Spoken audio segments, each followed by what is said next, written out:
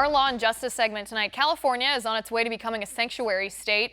This week, the state Senate passed a bill that would limit the cooperation between local and state law enforcement agencies and federal immigration officials. If this bill becomes law, it will set up a major showdown between California and the Trump administration over immigration. With me now, Executive Director of Americans in Support of Law Enforcement, Scott Erickson. Scott, good to see you. Good to see you as well. Scott, you were a law enforcement officer in San Francisco for many, many years. What do you make of this bill in the California Assembly right now? Yeah, you know, actually I worked in San Jose for almost 20 years, about 19 years, which is about 50 miles south of San Francisco. Oh, my error. San Jose, not San Francisco. What's going? Yeah. Oh, yeah, no problem. I think what San Francisco or what California is doing right now is ridiculous. And if I were a California resident, I would be up in arms at what they're trying to do. They're compromising or potentially trying to compromise public safety, and they're compromising and risking billions of dollars in federal funding to the state if they in fact go through and pass this bill, SB 54. Right, and you've written extensively on this topic from the perspective of a law enforcement officer, too, because there is, of course, the financial aspect of this. You know, California as a state would be risking their federal funding. Trump's Attorney General, Jeff Sessions, has said that sanctuary cities would lose their funding. I can only assume that would apply to sanctuary states if a state was so foolish enough as to pass that. But the crime rate, I mean, talk about the crime rates in sanctuary cities versus non-sanctuary cities. Is it much higher in sanctuary cities? Well, it's not so much that it's higher in sanctuary cities, and a lot of times you'll get proponents of sanctuary city policies who will say, well, it's safer. They make our communities safer.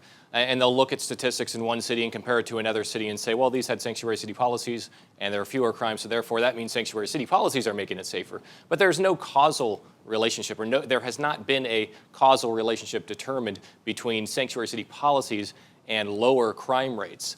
They'll make the argument that it inspires greater trust between law enforcement and the illegal immigrant community, and therefore illegal immigrants who are victims of crime are more willing to come and talk to law enforcement officers. It's a theory, but I've not seen any empirical evidence to back up that theory. Now, if we're talking about crime in sanctuary cities, the way I look at it is this: any crime that is committed, any single crime that is committed by a foreign national who's in this country illegally, and who has already been, especially who has already been in custody of local law enforcement and then released back into society, any crime that person commits is a crime that should not have occurred. So in my opinion, sanctuary city policies promote higher crime because you're releasing back into society criminals and individuals who have no right or business to be here and whom the federal government has said we would like to take custody of these individuals and remove them from our communities. Right, and I would push back, I guess, at the argument from the left that sanctuary cities make cities safer or take the crime rate down or make illegal immigrants who are victims of crime more willing to cooperate with the law enforcement agencies. I mean, I did extensive research actually on this topic before this segment, and I found a Government Accountability Office report from 2005, obviously 12 years ago. It looked at 55,322 illegal immigrants who are in prison. This is federal, state, prisons. They accounted for almost 500,000, 459,614 arrests, 700,000 crimes. This is after they'd already served time, after they'd been released. They were not turned over to federal immigration officials. 700,000 crimes. Scott, if you do the math here, that's 13 crimes for every one of those 55,322 illegal aliens who were convicted criminals.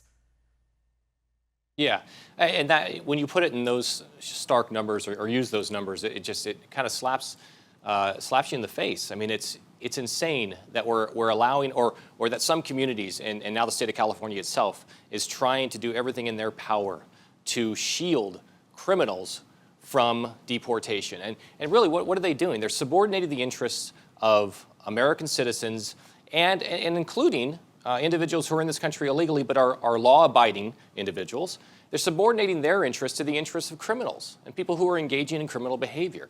So I don't know where their priorities are, and I guess I do know where their priorities are, and I think they're misplaced. And again, if I was in California right now, I'd be very upset with what the legislature is obviously going to do. The Senate passed this on a straight party line vote a few days ago. The state assembly is going to take it up, and that's overwhelmingly Democratic. It's no doubt going to pass. And it's up to Governor Brown to determine whether or not he wants to sign this into law and make the entire state a sanctuary state. Right. I mean, and to we'll me, see. I have no reason to believe he won't. No, and it seems insane to me. I mean, it's basically inviting these very dangerous criminals, these convicted criminals who've been released before, to come to the state of California, putting all of the millions of people that live here potentially at risk. This is a stance from the left that I don't understand. Sanctuary cities, I don't understand, because this is not a compassionate stance. I can at least understand the mindset of people who advocate for amnesty because they think that they want to be welcoming to people into our country. They think they want people who came here illegally but are otherwise law-abiding citizens. They want them to be able to contribute to America. They want them to be able to assimilate. I don't agree that that's the way to do it, but I do understand that mindset. This one, sanctuary cities, I don't get this. There's nothing compassionate about letting convicted criminals back out onto the streets. These are people who've committed violent crimes, assault, rape, robbery, sometimes even murder. I don't understand that there would be any other reason besides supporting this stance unless you're just pandering for votes.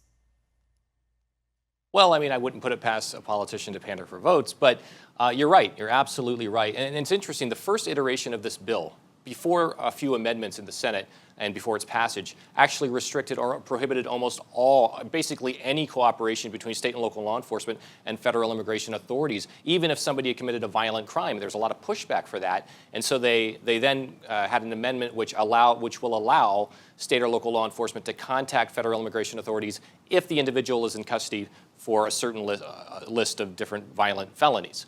It's another bill passed earlier this week as well that's getting less attention, and it's in a similar vein, though.